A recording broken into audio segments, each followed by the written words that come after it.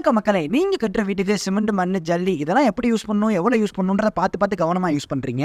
அதே போல உங்க வீடு கட்டுறதுக்கு யூஸ் பண்ற தண்ணிக்கும் நீங்க ரொம்ப முக்கியத்துவம் கொடுக்கணுங்க. இப்படி நீங்க முக்கியத்துவம் கொடுக்கலனா நம்ம கான்கிரீட்ல sulphate attack, chloride attack, acid attack இது போல நிறைய கான்கிரீட் டியூரேஷன் நடக்கும்.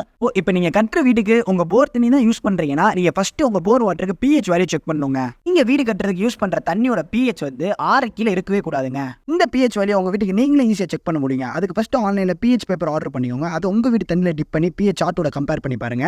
இப்படி pH சார்ட்ல கம்பேர் பண்ணி பார்க்கறப்ப pH வேல்யூ 6 to 8 ரேஞ்சில் இருந்துச்சுன்னா நீங்க தாராளமா அந்த தண்ணி யூஸ் பண்ணலாம். இதே போல நீங்க யூஸ் பண்ற தண்ணியில உப்பு ரொம்ப அதிகமா இருக்கக்கூடாது. அப்படி இருந்துச்சுன்னா சோடியம், குளோரைட், மெக்னீசியம் இது போல டிசால்வ்டு சாலிட்ஸ் நம்ம கான்கிரீட்ஸ்ல ப்ராப்ளம்ஸ் கிரியேட் பண்ணும். இப்படி உப்பு அதிகமாக இருந்துச்சுன்னா நீங்கள் ஒரு லேப் டெஸ்ட் எடுத்துக்கிறது நல்லது. அந்த ரிசல்ட்டை வச்சு இந்த இமேஜில் தெரியுற மாதிரி ஐஎஸ் ஸ்போர்ட் புக்ஸில் நிறைய பெர்மிசிபிள் லிமிட்ஸ் கொடுத்துருக்காங்க. அதோட கம்பேர் பண்ணி பாருங்க. இப்படி பெர்மிசிபிள் லிமிட்ஸ்குள்ளே இருந்துச்சுன்னா நீங்கள் தாராளமாக தண்ணி யூஸ் பண்ணலாம். இல்லைனா ஏதாச்சும் ஒரு ஆல்டர்னேட்டிவ் பாருங்க. இது போல கன்ஸ்ட்ரக்ஷன் ரிலேட்டட் வீடியோஸ்க்கு நம்ம பேஜை ஃபாலோ